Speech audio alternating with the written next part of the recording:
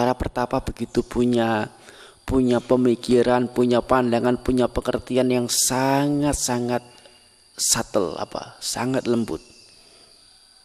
Sangat lembut. Sedikit saja perbedaan mereka tidak mau, sehingga mengapa banyak sekali pertapa aliran ini, aliran itu, aliran macam-macam. Soalnya satu sama lain tidak mau, tidak bersesuaian pandangan.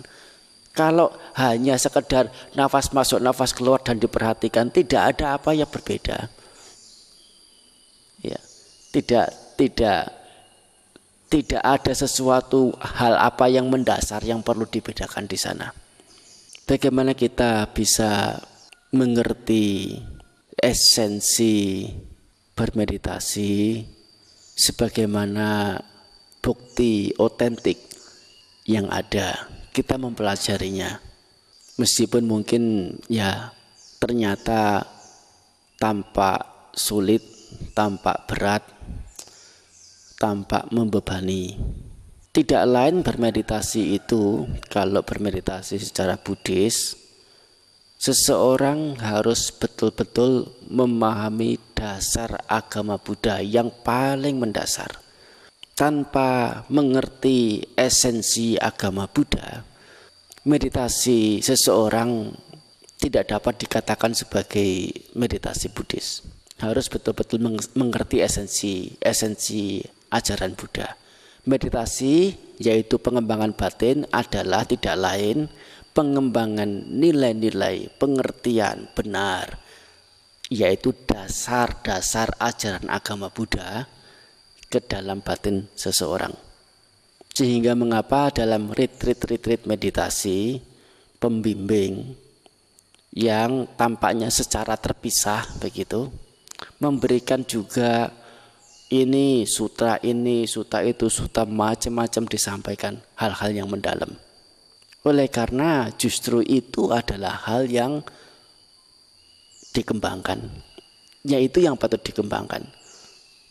Hanya kadang peserta tidak bisa atau kurang paham, salah mengerti, yaitu tidak bisa menyatukan antara uraian penjelasan dhamma yang mendalam yang diikutkan dalam acara retreat itu dengan praktik yang sedang dijalankan. Mendengar dhamma yang mendalam tentang esensi ajaran Buddha terpisah. Kemudian meditasinya juga terpisah. Bagaimana terpisahnya? Cukup dengan memperhatikan nafas masuk keluar,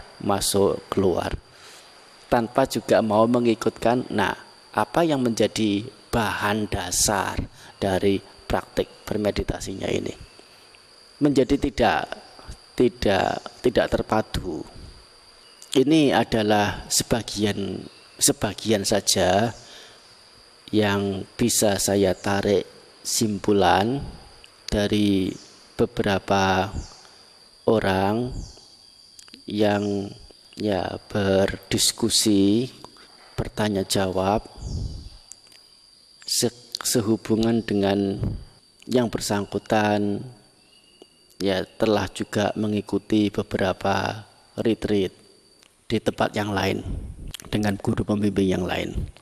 Kalaupun yang bersangkutan kadang menyeletuk bahwa guru pengarahnya, guru pembimbingnya tidak mengajarkan yang begini, tidak mengajarkan yang begitu, tidak ada yang seperti ini.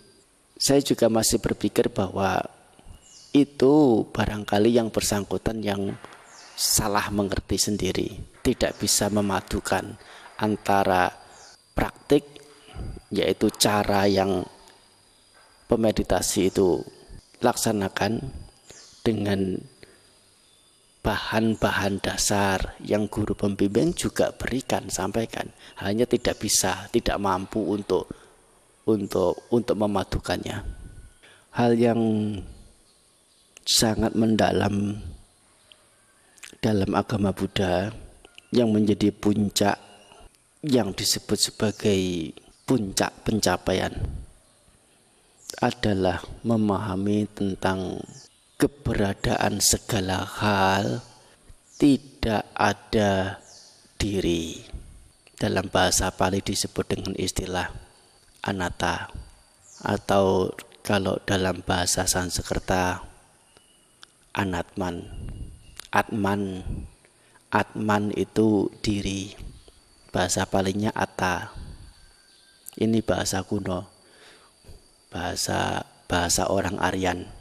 Kalau kita mendengar istilah otomobil, bahasa Roma, bahasa Latin, mobil itu artinya apa?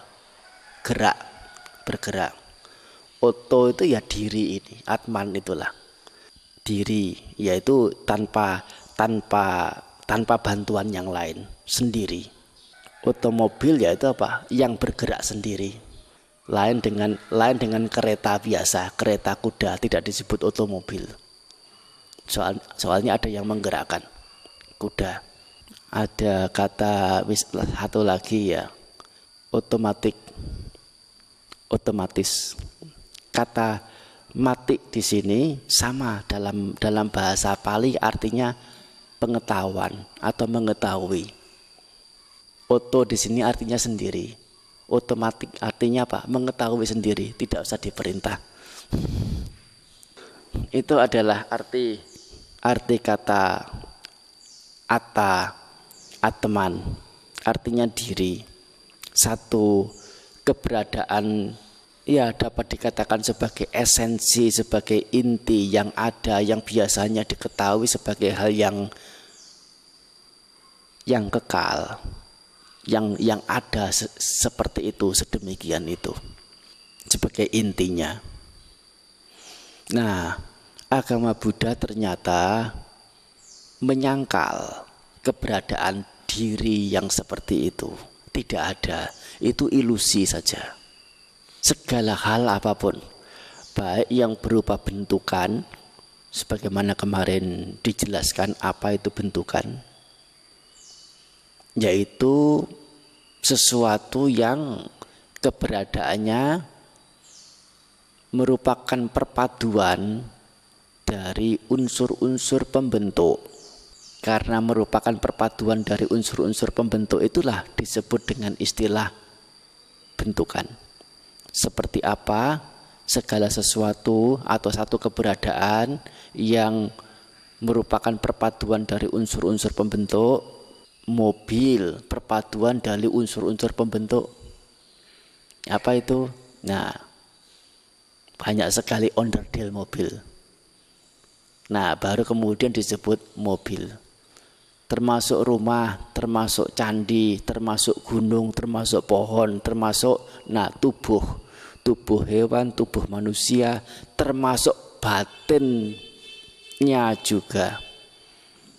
Batin manusia, batin hewan, batin makhluk-makhluk yang lain, semuanya adalah berupa bentukan. Dikatakan ya, tubuh ini tidak ada diri. Tidak ada diri yang memiliki tubuh. Dalam tubuh tidak ada diri. Di dalam diri tidak ada tubuh. Demikian pula dengan batin. Jangan berpikir diri ini identik dengan batin. Tidak. Di dalam batin tidak ada diri. Di dalam diri tidak ada batin. Tidak ada batin yang memiliki, tidak ada diri yang memiliki batin, dan batin sendiri tidak dimiliki oleh diri. Tidak ada diri di dalam batin, tidak ada batin di dalam diri. Saya berusaha untuk muter sana muter sini menjelaskan supaya bisa setahap demi setahap dipahami. Seperti apa kita memahami satu keberadaan yang tidak ada diri, tidak ada esensi itu? Disimpulkan ada empat alasan mengapa dikatakan bahwa segala keberadaan, baik yang berupa bentukan maupun yang tidak berupa bentukan. Nah, yang tidak berupa bentukan itu apa ya? Semuanya berupa bentukan. Yang tidak berupa bentukan, satu keberadaan tapi bukan berupa bentukan, dikatakan ada dua saja. Satu adalah nibbana. Yang kedua adalah nama penetapan. Misalnya apa? Nah, seperti misalnya meja. Meja itu ada dua, yaitu mejanya sendiri, barangnya sendiri, dan satu nama yang diberikan untuk benda itu. Apa itu? MEJA. Meja. Bendanya itu bentukan.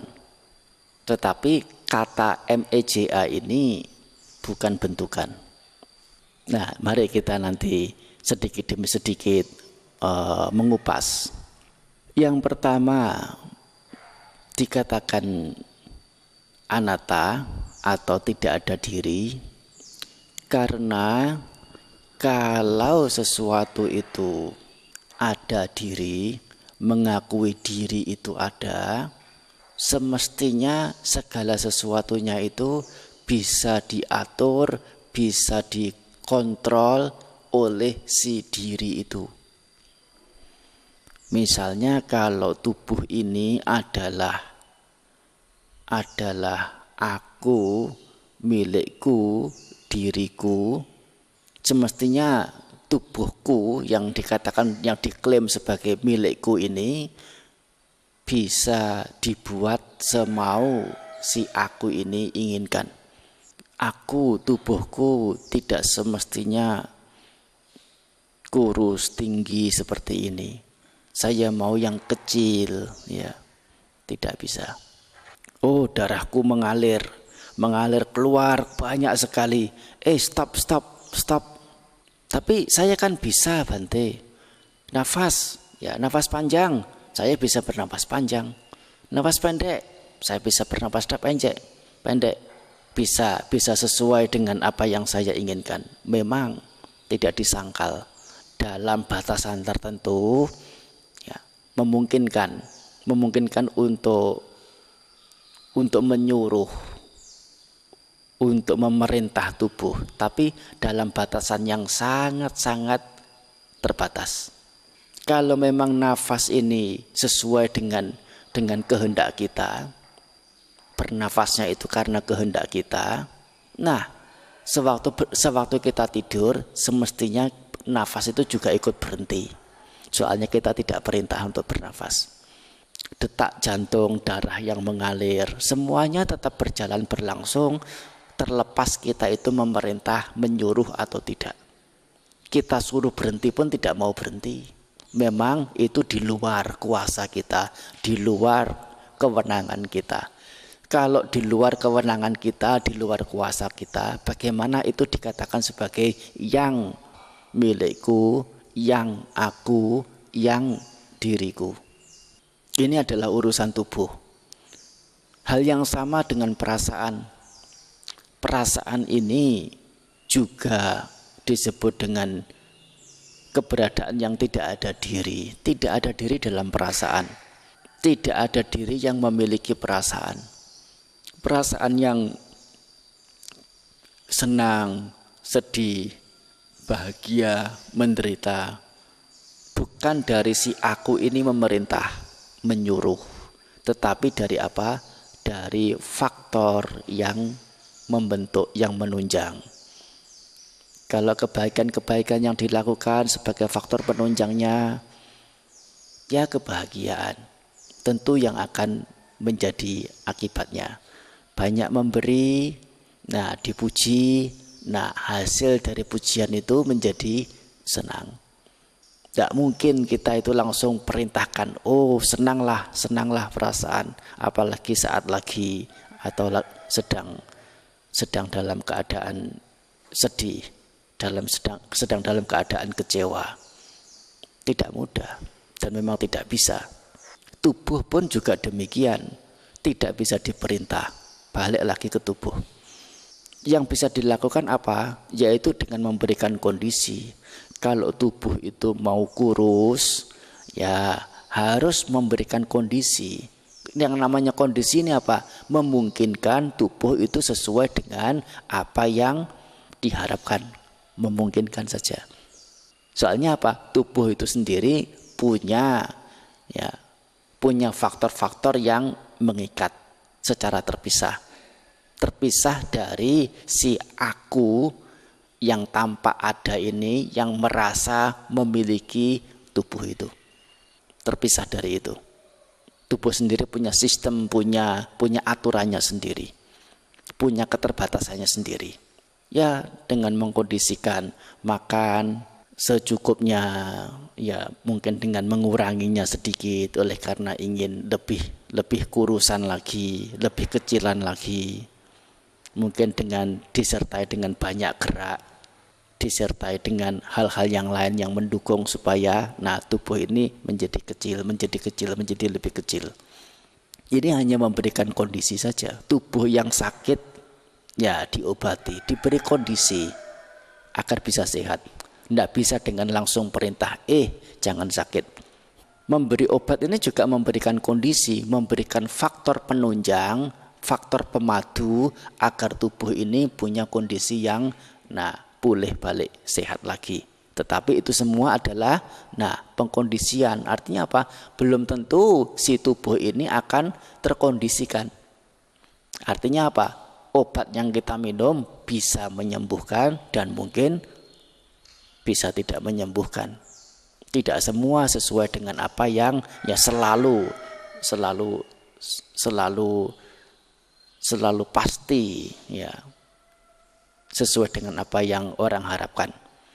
Melihat keberadaan seperti ini, masih bisakah kemudian dikatakan tubuh ini adalah milikku, tubuh ini adalah aku, tubuh ini adalah diriku? Kalau keberadaannya sama sekali di luar kontrol, di luar kewenangan. Aku saja yang klaim, yang ngaku-ngaku ini tubuh milikku. Si tubuh sendiri tidak pernah merasa dimiliki oleh siapapun. Si tubuh sendiri tidak pernah merasa dimiliki siapapun. Hanya si aku ini yang ngaku-ngaku merasa memiliki tubuh. Salah siapa? Bukan salah tubuhnya, salah akunya ini. Demikian pula dengan gugusan-gugusan yang lain, yang ada seluruhnya 5 gugusan yang disebut dengan makhluk ini dalam bahasa kita. Kalau dalam bahasa Dhamma, dalam bahasa Paramatha Dhamma, atau bahasa Dhamma tingkat tinggi, tingkat mendalam, tingkat mendasar, sebutannya adalah Pancakhandha atau 5 gugusan. Seperti misalnya kalau orang awam, orang umum mengatakan yang cair, yang di sungai itu adalah air. Tapi ahli kimia tidak mengatakannya air. Dia punya sebutan yang lain. Sebutannya apa? Ya, sebutannya H2O. Mereka punya sebutan yang lain. Supaya apa? Supaya melihat sisi agregatnya, melihat sisi komposisinya. Bisa mengarah ke komposisi atau substansi dasarnya.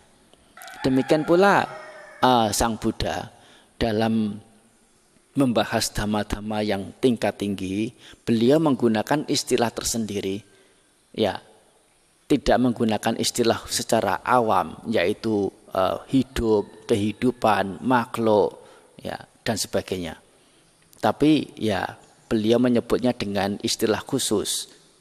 Dalam hal ini adalah Pancakhandha, 5 gugusan. Tadi telah disampaikan 2 gugusan pertama, yaitu Rupa Khandha, gugusan jasmani, gugusan rupa, gugusan bentuk. Ada yang kedua yaitu gugusan perasaan, Vedana Khandha. Ada 3 gugusan lagi, Sanya Khandha, yaitu gugusan pengerti. 4 gugusan pembentuk, yang membentuk menjadi baik, membentuk menjadi buruk, membentuk menjadi mulia, membentuk menjadi nista. kita mengatakannya pikiran ini, sangkara atau bentuk-bentuk pikiran. Sebetulnya adalah gugusan pembentuk kalau mau menerjemahkan secara bakunya, yaitu satu gugusan yang punya tugas untuk membentuk hal-hal yang baik atau hal-hal yang buruk. Gugusan yang terakhir adalah dikatakan gugusan pengetahu. Satu keberadaan yang mengetahui objek, apapun objeknya, lewat mata, indera penglihat, lewat telinga, indera pendengar, lewat hidung, indera pencium, lewat lidah, indera pengecap, lewat tubuh, indera penyentuh, dan lewat pikiran, indera pengetahu. Jadi ada 6 indera ini yang menjadi pintu si keberadaan indera pengetahu ini, bisa mengetahui objek-objek. Indera pengetahu ini dalam bahasa Palinya dikatakan winyana khandha, yaitu gugusan yang mempunyai tugas dalam mengetahui objek. Kelima gugusan ini dikatakan tidak ada diri, tiap-tiapnya tidak ada diri, masing-masingnya tidak ada diri. Dan selain 5 hal ini yang tidak ada diri ini, dalam satu set yang kita katakan sebagai makhluk ini, tidak ada sesuatu yang lain kecuali 5 gugusan ini. Tidak ada sesuatu yang dikatakan diri terpisah lagi, tidak ada. Ya, 5 hal ini yang juga dicengkeram oleh ketidakkekalan, dan karenanya juga tidak ada diri di dalamnya. Dikatakan tidak ada diri karena kelimanya ini, satu hal yang menjadi ciri adalah tidak ada dalam kuasa, tidak ada dalam kewenangan. Hal yang kedua yang patut kita pahami tentang anatta, tidak ada diri. Mengapa disebut anatta? Atta itu sendiri tidak ada. Pada kenyataannya bahwa atta itu sendiri tidak ada. Istilah anatta ini muncul untuk menyangkal bahwa atta itu tidak ada. Diri itu tidak ada. Nah, dengan cara berpikir yang seperti apa? Dengan cara berpikir seperti ini, kita bisa paham, kita bisa terima bahwasanya ketidakkekalan itu yang menjadi ciri bagi setiap bentukan. Jadi tubuh manusia, batin manusia, termasuk batin tubuh makhluk-makhluk yang lain, pohon, gunung, angkasa, bumi, semuanya adalah bentukan. Apakah kita bisa terima bahwa kesemuanya itu dicengkeram oleh ketidakkekalan? Bahwa semuanya itu tidak kekal? Orang bijaksana akan bisa memahami, akan bisa menerima hukum ini, keberadaan ini, yaitu semuanya ini dicengkeram oleh ketidakkekalan. Nah, kita korek lagi, apa esensi ketidakkekalan itu?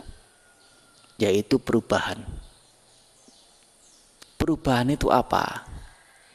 Perubahan itu adalah satu keberadaan yang di dalamnya ditandai dengan kemunculan dan kepadaman. Kalau tidak ada kemunculan dan kepadaman, bagaimana mungkin sesuatu itu disebut dengan berubah? Bagaimana bisa berubah kalau keberadaan yang sebelumnya tidak padam? tidak hilang, tetap seperti semula, ya tidak usah berubah, ya seperti itu saja. Karena ada padam ini muncul sesuatu yang baru yang berbeda dari sebelumnya, karena faktor-faktor pembentuknya berbeda, sehingga orang mengetahui, sehingga orang mengenali sebagai satu perubahan. Tanpa ada didahului dengan kepadaman dan kemunculan di berikutnya, tidak ada yang namanya perubahan. Kepadaman dan kemunculan ini sebagai ciri, sebagai sifat, sebagai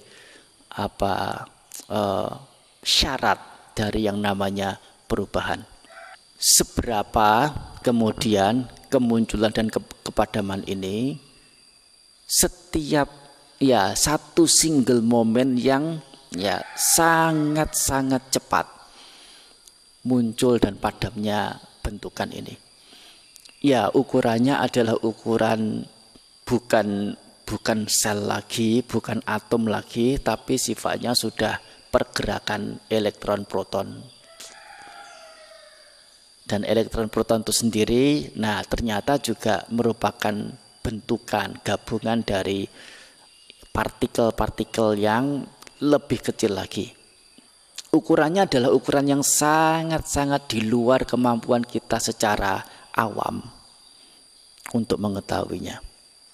Ini perubahan terjadi. Padahal yang namanya atom secara kasat mata, secara batasan pengertian kita, yang namanya atom itu sesuatu yang sudah kekal seperti itu, yang punya ciri seperti itu, sehingga karena sudah menjadi cirinya seperti itu, tidak dapat dibelah-belah lagi.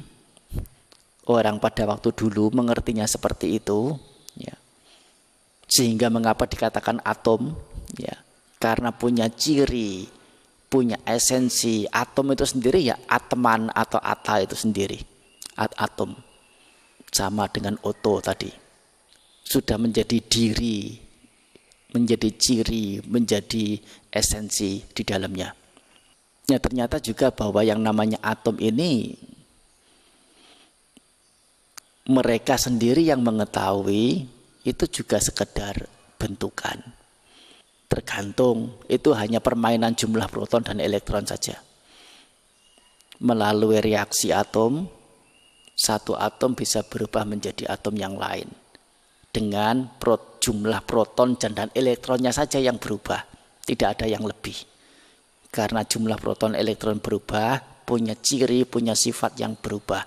Karena sifatnya, cirinya berubah, sehingga punya nama beda dengan nama sebelumnya. Sebatas itu saja, tidak lebih. Hanya permainan jumlah proton di dalam satu atom. Ini adalah kenyataan kebenaran yang mereka sendiri juga ternyata menjadi tahu.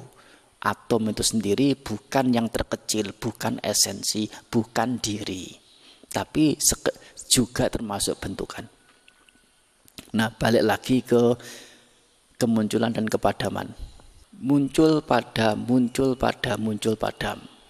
sebagai konsekuensi dari keberadaan berubah. Sebab perubahan ini juga sebagai konsekuensi dari ketidakkekalan.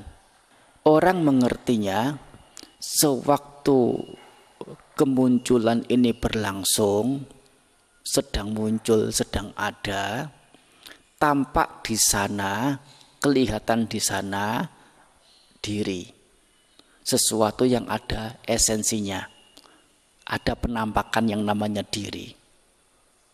Karena merasa ada, karena dianggap ada, itulah sehingga diri itu ada sesuatu itu yang sebetulnya di dalamnya adalah berupa perpaduan yang menyatu.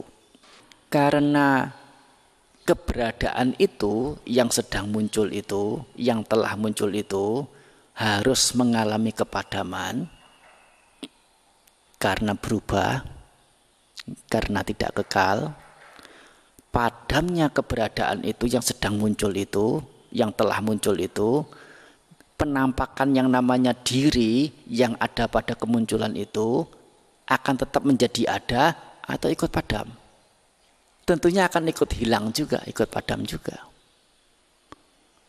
Padamnya satu keberadaan yang tadinya itu muncul, tetapi karena masih ada kekuatan pendorong itu apa? Kekuatan karma. Karma ini yang menjadi pendorong untuk munculnya satu keberadaan baru. Nah, satu keberadaan baru ini muncul, apakah keberadaan yang sama dengan keberadaan sebelumnya? Tidak. Kalau yang muncul baru ini adalah keberadaan yang sama dengan sebelumnya, tidak perlu padam yang sebelumnya. Tidak perlu padam, tidak ada alasan untuk padam. Ya tetap saja tidak perlu melewati padam lagi. Ya tetap sudah. Ya. Keberadaan yang baru ini memang didukung, didorong, dikondisikan oleh keberadaan sebelumnya. Tapi sesuatu yang baru ini sudah sesuatu yang beda dari keberadaan yang ada sebelumnya yang telah padam itu. Sesuatu yang beda sudah. Setelah sesuatu yang baru ini muncul dengan kondisi yang berbeda, esensi yang berbeda, tampak lagi, muncul lagi satu keberadaan ini, tampak di sana juga apa? Nah, diri, esensi, karena adanya itu sehingga muncul si aku, si diri, si ata ini tampak di sana. Apakah ata ini yang muncul ini sama dengan ata yang sebelumnya, yang muncul dengan keberadaan sebelumnya yang telah padam itu, dengan faktor-faktor yang sudah berbeda, dengan ciri-ciri yang sudah berbeda, tergantung pada faktor apa yang ada yang mendukung kemunculan sesuatu yang baru itu. Ata ini, nah, tidak ada kaitan dengan ata sebelumnya yang muncul kemudian padam, yang tanpa ada kemudian padam itu. Demikian pula seterusnya, setelah si keberadaan itu yang diselipi dengan keberadaan ata di dalamnya, dianggap sebagai yang ata itu, padam lagi, tetapi juga masih punya kekuatan pendorong untuk mengkondisikan, memunculkan sesuatu yang baru lagi muncul. Diikuti dengan penampakan adanya diri sesuai dengan faktor-faktor yang menunjang, tampak di sana ata lagi muncul. Kalau demikian caranya, kalau demikian keberadaannya, yang namanya ata ada itu ternyata juga keberadaan sesungguhnya muncul dan padam. Muncul lagi, padam lagi, muncul lagi, padam lagi, bersamaan dengan keberadaan yang merupakan bentukan yang muncul dan padam itu. Dan kalau sudah demikian, masih bisakah keberadaan ata itu disebut sebagai yang ata? Diri itu sebagai yang diri, yang kekal, yang esensi, yang inti di dalamnya. Sudah tidak bisa. Keberadaannya itu sangat bergantung dengan apa? Faktor penunjang. Kalau awalnya itu bangun tidur masih tenang-tenang, ya perasaan tenang, batin tenang.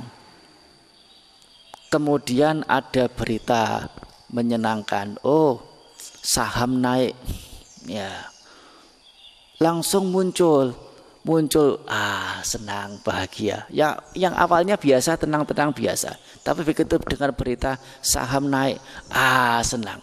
Batin yang biasa-biasa sudah padam, ata yang merasa biasa-biasa sudah padam. Muncul lagi, nah satu kondisi apa itu? Nah, kesenangan. Ini sudah sesuatu yang berbeda, ata yang berbeda. Karena apa? Pembentukan, ya, faktor-faktor batiniahnya sudah berubah, berbeda. Gampangnya lagi contoh adalah, nah yang namanya sayur asem. Nah, sayur asem itu menjadi sayur asem karena ya perpaduan yang pas sehingga disebut ya diistilahkan sayur asem. Tapi kalau kurang beberapa hal ya misalnya ini tidak ada asemnya, tidak ada cabenya, ya ini masih mirip sih dengan sayur asem. Tapi ya namanya itu bukan sayur asem lagi, namanya apa? Sayur bening. Terima kasih. Nah, sayur asem yang sama ini juga dikasih combrang. Apa ya combrang itu? Tahu ya combrang? Ada nama lain lagi combrang itu apa? Ya, kasih combrang. Dikasih mie di dalamnya. Namanya sudah bukan sayur asem lagi, namanya laksa.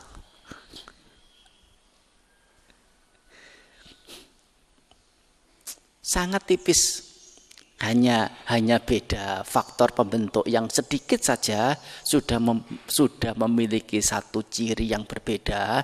Karena punya ciri yang berbeda dinamai dengan nama yang berbeda, tergantung pada faktor pembentuknya. Dan itu yang namanya ata itu selalu berubah-ubah. Kalau sudah berubah-ubah tergantung pada faktor pembentuk, bagaimana mungkin ata itu masih bisa eksis? Eksistensi keberadaan ata itu masih bisa diakui, masih bisa diterima. Sudah tidak bisa. Ini sehingga dikatakan anatta. Soalnya apa? Menentang keberadaan ata, menentang keberadaan diri, menyangkal keberadaan diri. Diri secara esensi, secara sesungguhnya itu hanya tipuan saja.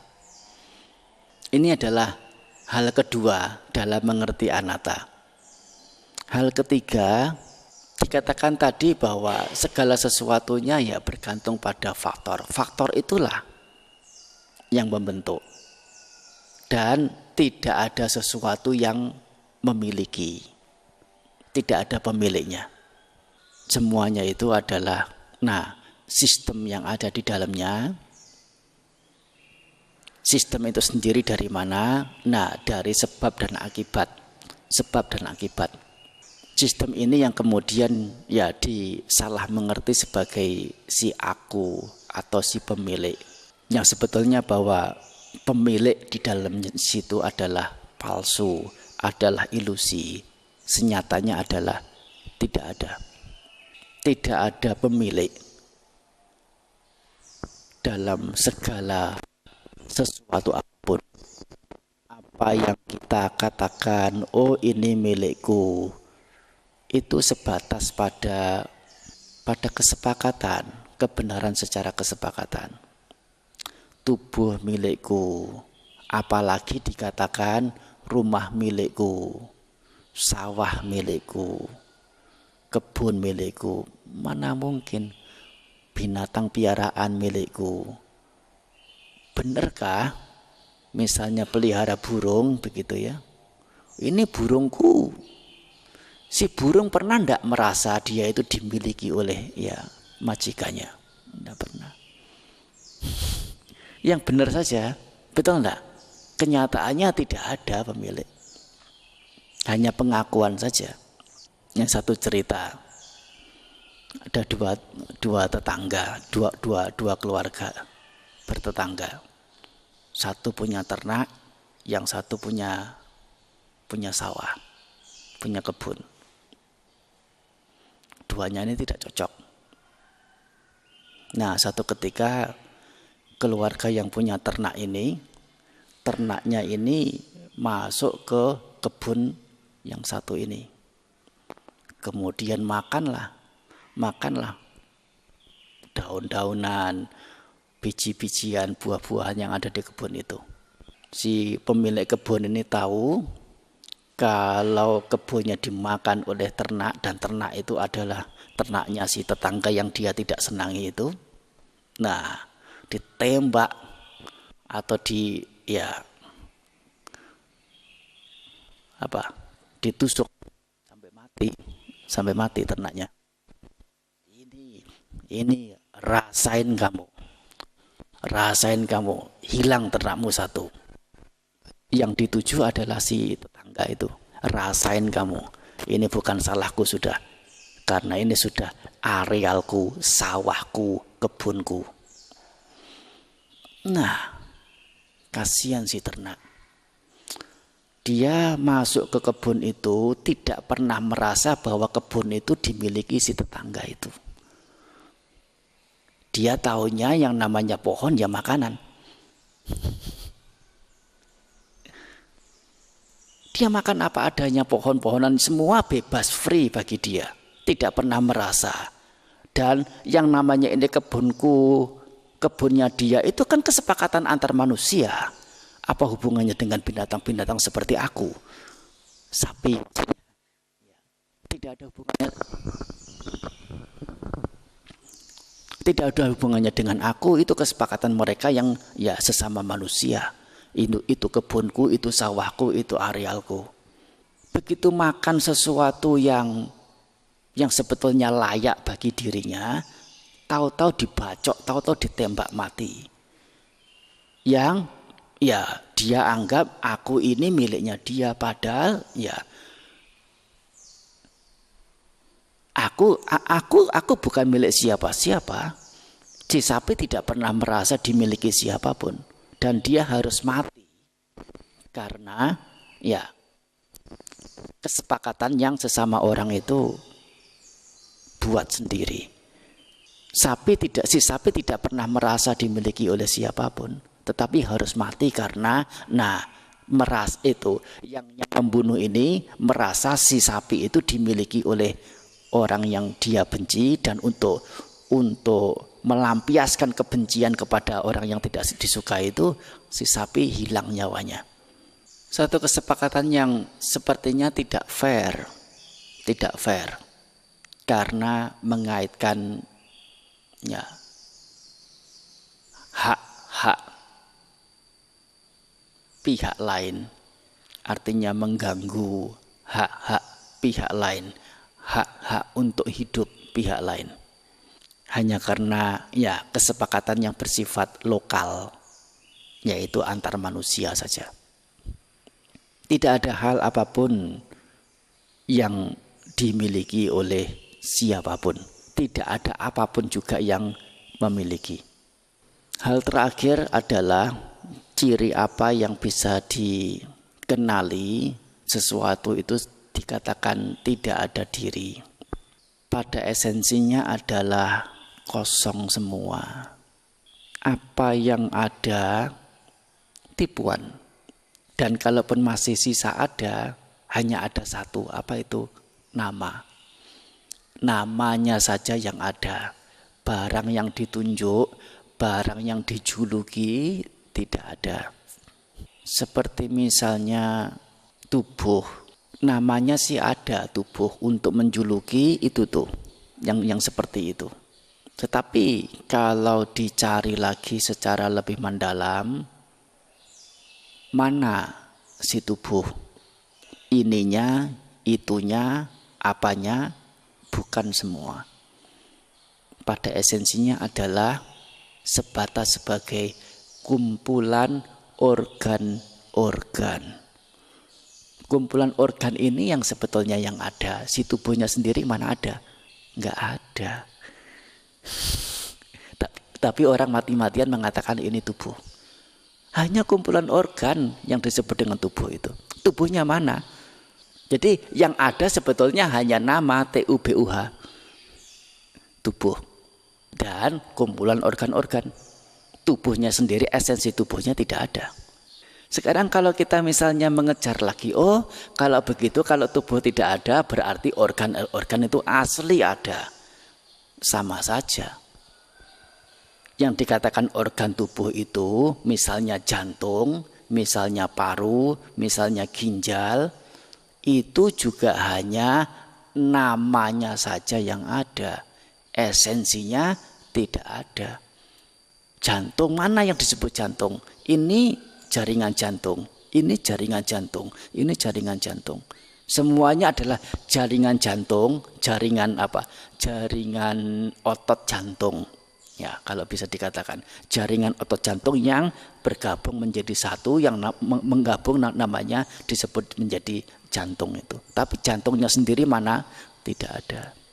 Yang ada hanya nama JANTUNG, jantung, nama istilah, dan jaringan jantung. Mau dikejar lagi tidak ada batasnya. Coba jaringan jantung. Oh, esensinya jaringan jantung juga bukan. Jaringan jantung itu sendiri juga sebatas nama saja. Kalau dilihat ke dalam, jaringan jantung tidak ada. Yang ada adalah kumpulan sel-sel jantung. Yang ada kumpulan sel-sel jantung. Sampai pada ukuran sel ini, Ibu, kita sudah tidak bisa melihat sel itu kayak apa. Satu cutik gitu dengan jarum jahit kita cutik itu daging itu di ujung saja itu jumlah selnya sudah sekitar 10.000 sel. Satu cutik dengan di ujung jarum itu saja. Bagaimana kita bisa melihat per biji sel itu? Tidak bisa, tidak mampu. Sedemikian kecilnya, dan itu masih sangat kasar, pembagian yang masih sangat kasar. Jadi jaringan jantung ini tidak ada, yang ada hanya namanya dan kumpulan sel. Kumpulan sel ini yang menjadi esensi dari jaringan jantung, kumpulan sel jantung. Nah, kalau mau ditilik lebih dalam lagi, oh ternyata hanya sel toh. Sel ini ternyata yang menjadi esensinya. Bukan juga. Sel ini juga hanya nama saja. Setelah dilihat ke dalam, mana selnya tidak ada. Yang ada hanya kumpulan protein-protein. Kumpulan protein saja. Lipida. Protein juga nggak ada, tidak ada. Itu hanya sebatas sebagai nama saja. Esensinya tidak ada. Yang ada apa? Molekul-molekul. Gabungan molekul itulah yang disebut dengan protein. Yang ada hanya molekul ini, molekul ini, molekul ini. Terus sampai pada tingkatan atom, sampai pada tingkatan elektron, dan sudah itu tidak bisa dikatakan sebagai yang materi, yang barang, yang benda lagi. Apa itu? Sudah dalam bentuk yang lain, disebut dengan istilah energi dan sebagainya. Apa yang kita lihat onggokan seperti ini ditelusuri sampai mendalam, hilang semua, kosong semua. Artinya apa? Tidak ada esensinya, yang ada hanya nama. Yang ada hanya nama saja. Terkait dengan bayangan tampak onggokannya itulah kita kemudian menamai, karena punya bentuk, punya ciri, punya bawaan sendiri-sendiri. Tapi itu semuanya bentukan selalu dicengkeram oleh perubahan dan merupakan perpaduan dari faktor-faktornya. Diselidiki ternyata tidak ada, yaitu kosong itulah. Gampangnya misalnya kalau kita itu ya di samping kita ada sapu lidi, dari mana itu? Dari daun pohon kelapa. Belarak itu ya kita ambil daunnya, kemudian kita sisii satu, ya namanya apa kalau sudah disisii ini? Lidi. Nah, satu lidi, satu selesai disisih. Satu lidi lagi selesai disisih. Setelah terkumpul namanya apa? Ya? Belum. Satu lidi selesai diletak. Satu lidi selesai diletak. Setelah terkumpul namanya lidi-lidi.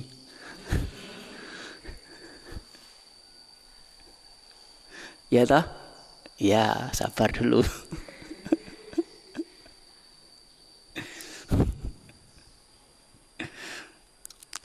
Lidi ini kemudian ya diberi tali, diikat tali di ujung pangkalnya. Kemudian ujung yang satunya yang lembek itu, yang ujung yang lembek itu dipotong sedikit supaya tidak terlalu lembek yang paling ujung.